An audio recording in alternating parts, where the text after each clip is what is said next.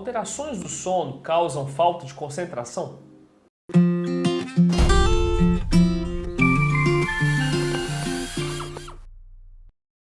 Olá a todas e todos, sejam muito bem-vindos, muito bem-vindas a mais um vídeo do Guia do Terapeuta do Sono, em que nós vamos trazer conhecimentos, conteúdos importantes para que você se torne um bom terapeuta do sono, uma boa terapeuta do sono. E hoje nós veremos uma coisa que você tem que explicar para os seus pacientes. Como as alterações do sono atrapalham a concentração dele. Nós vamos ver aqui os mecanismos fisiopatológicos disso. Isso é muito importante, né, Zé Mauro? Porque muitas vezes a pessoa chega com uma dificuldade, uma queixa na clínica, no consultório, e nem sempre a gente sabe por onde abordar. Uma coisa extremamente importante para a gente abordar sempre em todas as consultas, sessões, é como é que está o sono do paciente. E às vezes dificuldades de concentração têm a ver com o sono de má qualidade. Muito comum mesmo, muito comum mesmo. A pessoa dormir bem melhora muitos aspectos da vida dela, inclusive a concentração, a capacidade cognitiva também melhora demais. E nós vamos usar o storytelling. Você conhece storytelling? É um jeito muito interessante da gente contar uma história para ajudar a pessoa a entender o que a gente quer dizer, né? Sim, tem toda uma literatura sobre storytelling, né?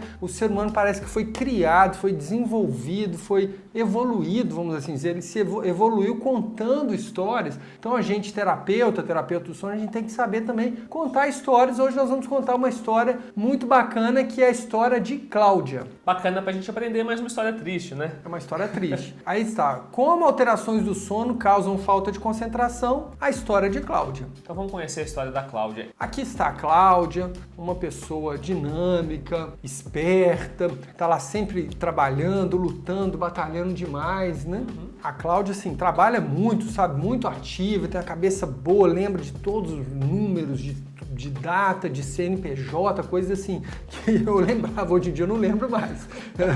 Mas a Cláudia, ela é uma pessoa muito dinâmica. E aí, Zé Mauro, aconteceu uma coisa na vida dela que ela estava programando há muito tempo, ela e o marido programavam há muito tempo, que é o nascimento de um filho, né? Ela ficou super feliz, adorou essa história de filho e fez de tudo para ter uma gravidez boa, sem muitas intercorrências, e ela de fato conseguiu.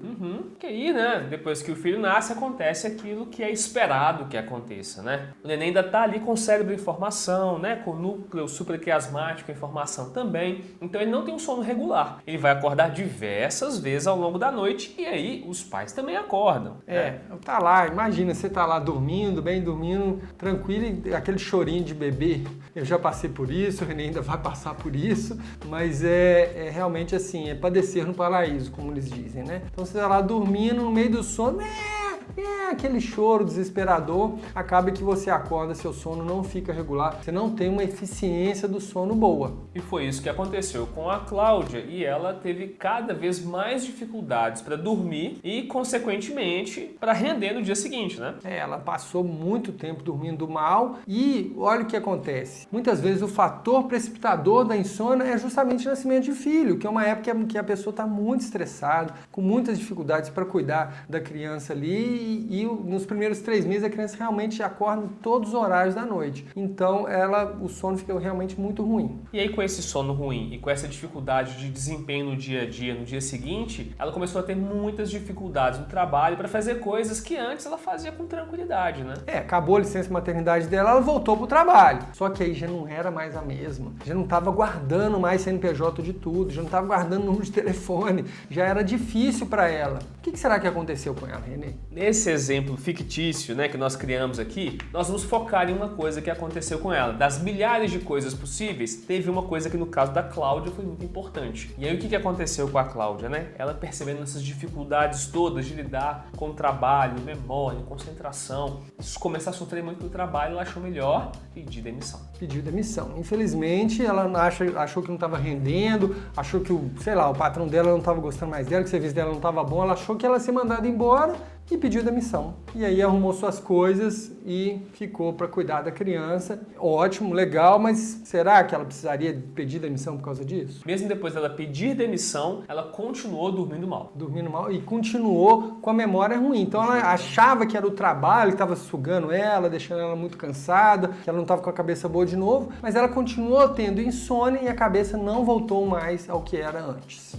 porque ela estava tendo insônia. Então vamos entender, dentro daquele modelo conceitual da saúde do sono, o que é que aconteceu com Cláudia? Vamos lá. Aqui está o artigo, para quem quiser olhar lá, o artigo sobre a saúde do sono. Por que isso é importante? Esse artigo é muito legal, ele mostra um modelo conceitual da saúde do sono, que é esse aí, ó. As dimensões do sono afetam processos genéticos, epigenéticos, celulares e moleculares, que levam a processo a nível sistêmico, que leva à saúde ou à doença. Se você quiser saber mais sobre isso, assista ao nosso módulo gratuito do curso Guia do Terapeuta do Sono, está na descrição aqui embaixo. A gente vai passar bem rapidinho por todos esses pontos aqui, mas se você quiser aprofundar, assiste esse módulo gratuito. Bom, no caso da Cláudia, vamos ver como as dimensões do sono levaram à saúde e doença. Primeiro, o que são dimensões do sono, Renê? São as variáveis que a gente vai examinar, né, Zé Mauro, para ver como é que está a qualidade do sono da pessoa. Então, a gente tem, por exemplo, a satisfação, que é a avaliação subjetiva sobre a qualidade do sono, se ele está bom, ruim, péssimo. O grau de alerta, que é a capacidade da pessoa de ficar plenamente acordada e atenta durante o dia. O horário, que é a colocação do horário do sono no ciclo circadiano, na hora que ela vai dormir, na hora que ela acorda. A eficiência, que é a facilidade de começar a dormir ou de voltar a dormir, né? O tempo que ela passa efetivamente dormindo. E a duração é a quantidade de sono em 24 horas. Então essas aí são as dimensões do sono, né? No caso da Cláudia, a dimensão que estava... Todas deviam estar alteradas, mas a que estava mais alterada era a eficiência do sono. Eficiência do sono por quê? Porque ela passava um longo tempo na cama, mas acordando e ficando muito tempo acordada, né? Então o tempo efetivamente dormindo, proporcional ao tempo que ela ficava na cama, estava pequeno. Então a eficiência do sono alterada, como no caso da Cláudia,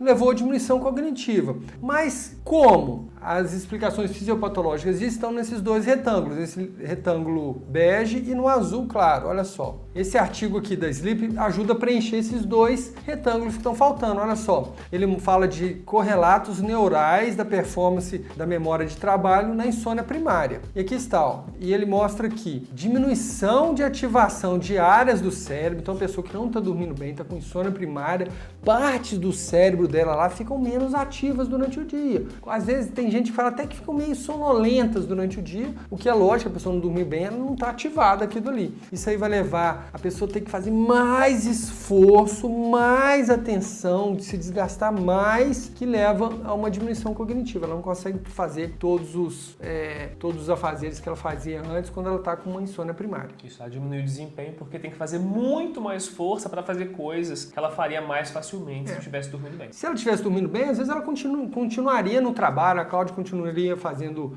o seu serviço que ela sempre fez muito bem, mas com esse esforço a mais, ela achou que estava muito e largou o trabalho e não adiantou, porque ela continuou com insônia depois disso. Lembrando que esse é um exemplo fictício, didático, a gente sabe que existem muito mais coisas na existência humana que influenciam nossas decisões, mas para a gente aprender aqui como é que as alterações do sono causam dificuldades cognitivas, a gente trouxe essa história, né? Muito legal. E você, terapeuta, médico ou psicólogo, quem sabe você não põe essa história para explicar para o seu paciente como dormir bem influencia na memória dele, na atenção, na capacidade cognitiva. Uma boa, né? Muito bom, muito bom. Então, mais uma vez, se esse conteúdo interessa a você e se essa história fez sentido, dá uma olhada aqui no módulo gratuito do curso Guia do Terapeuta do Sono, que tem explicação sobre esses fundamentos da saúde do sono. Muito legal. Um grande abraço, tchau. Tchau.